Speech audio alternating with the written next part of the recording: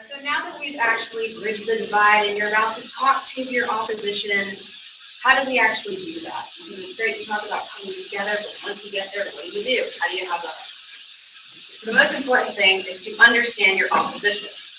Understanding your own arguments is vitally important in debate, whether the debate be formal, casual, or otherwise. But understanding your opposition is just as important, if not more so. In order to argue against someone, you have to know where they're coming from. You should be an expert on your own arguments and theirs. If we're going to argue against something like the wage gap, for example, we have to be able to present a compelling argument for it and then be able to construct that argument.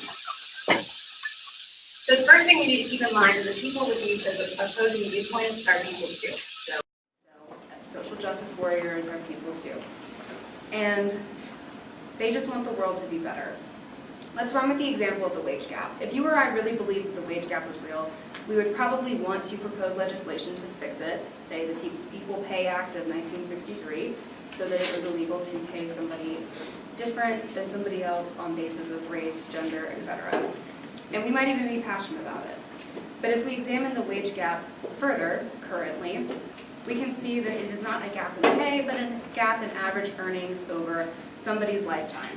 With that knowledge in mind, why would somebody, even someone who wants people to receive equal pay, still believe in the wage gap?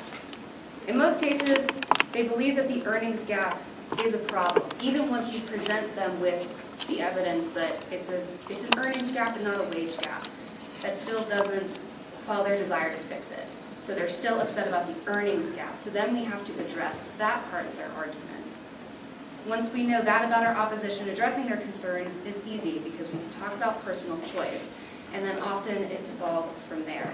But in order to bridge that divide, we really have to be able to talk to our opposition and talk to them about their concerns and understand where they're coming from, whether we agree with those concerns or not. Because if you're not able to address somebody's actual arguments, then you're not going to be able to convince them because you're not addressing their concerns. You can go with talking points, you can present your own arguments, but if you can't counter their arguments effectively and precisely, then you're never going to convince them, and you're never going to be able to reach across that aisle. In the example of the wage gap, once it devolves past talking about the earnings gap, we'll start talking about societal pressures. So again, you have to keep up with your opposition and be able to really pinpoint what they're upset about. And that's really the crux of the issue when it comes to actually bridging that divide and having those conversations. It seems tedious, but if we really want to bridge the divide, being able to pull apart an argument point by point while still being empathetic to what the people believe and what they want out of this conversation is vitally important, and we're not going to be able to bridge the divide any other way.